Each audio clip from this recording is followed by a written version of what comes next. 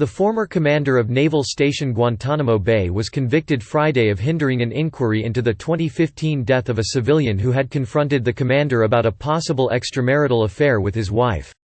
John Nettleton, 54, of Jacksonville, Florida, was convicted in federal court of obstructing justice, concealing information, falsifying records and making false statements, the Department of Justice said in a statement. He was indicted in January 2019 and accused of concealing details about the drowning of Christopher M. Turr, the 42-year-old loss prevention safety manager at the Naval Station's Naval Exchange. Nettleton did not show emotion as the verdict was read, and the Turr family held hands and wept, NBC affiliate WTLV of Jacksonville reported. "We miss him every day," Turr's sister, Aline Burns, said after the court proceeding, according to the station. She said the matter has been an emotional, draining and traumatic time for our family. The family still has unresolved questions, she said. Nettleton was fired by the Navy in January 2019. He was accused of misleading investigators after he got into a fight with Turr, who was found drowned in the waters off Guantanamo Bay on January 11, 2015.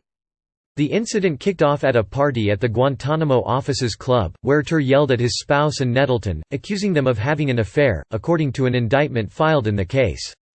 Nettleton, on the advice of a colleague, returned home.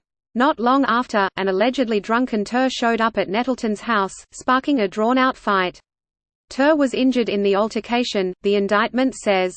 But when questioned by investigators, Nettleton falsely claimed that he last saw Turr at the Officers Club, prosecutors said. Nettleton said nothing about the fight at his house or the allegation that he was having an affair with Turr's wife, according to prosecutors.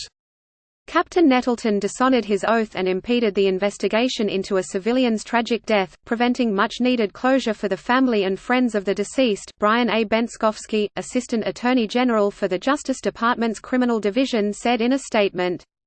Today's verdict demonstrates the department's steadfast commitment to holding accountable those who abuse their positions of public trust and obstruct justice, Benskowski said.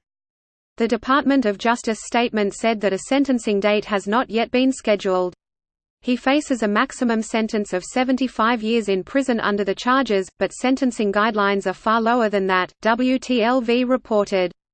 Emailed requests for comment from attorneys listed in court records as representing Nettleton were not immediately returned Friday night.